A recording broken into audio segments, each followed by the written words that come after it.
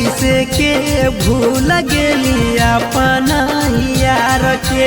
लागो हो कि पलंग टूटलो छावड़ी ससुराल में। हे गे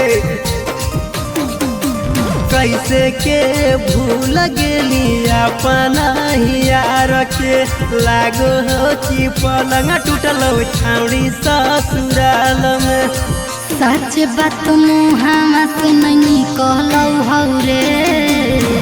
सैया हमर 2 मिनट लेटी कहलौ रे।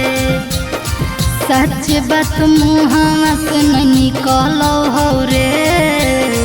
सैया हमर 2 मिनट लेटी कहलौ रे।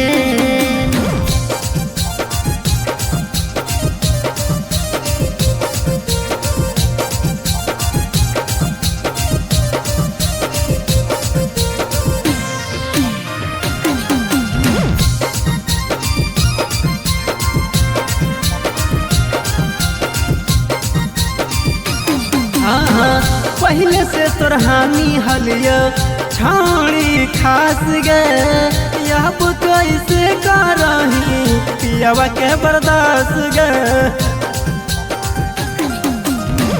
होलो मजबूरी यही से करे पड़लो सदिया। तोरे खातिर जियो हियो पीटिए के छतिया। अगे ऊंच नीच हो तो छाड़ी सहे पड़तो तोरा।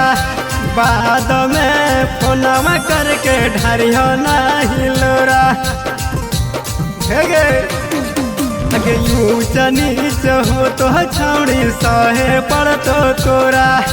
बाद में फोनवा करके ढारियो नहीं लोरा।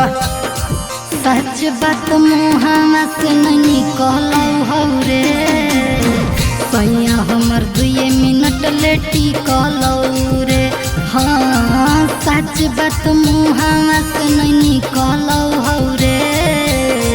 सैया हमर 2 मिनट लेटी कहलौ रे।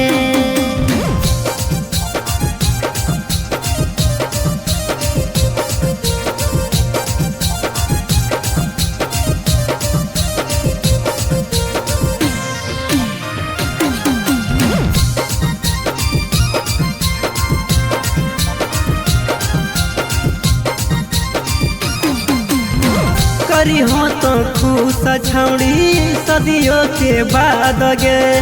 नहीं देवी तो छौड़ी हो तो नहीं बर्दाश्त गे। देहियो मौका छौड़ा फायदा उठा ले। जितना खाए के हो उतना तू खा ले। अगे रोनी तो जितंदर हालो छौड़ी तोर दीवाना। करी हो नहीं छौड़ी तो यूनस के माना। अगे रोनी तो जितंदर हालो छौड़ी तोर दीवाना।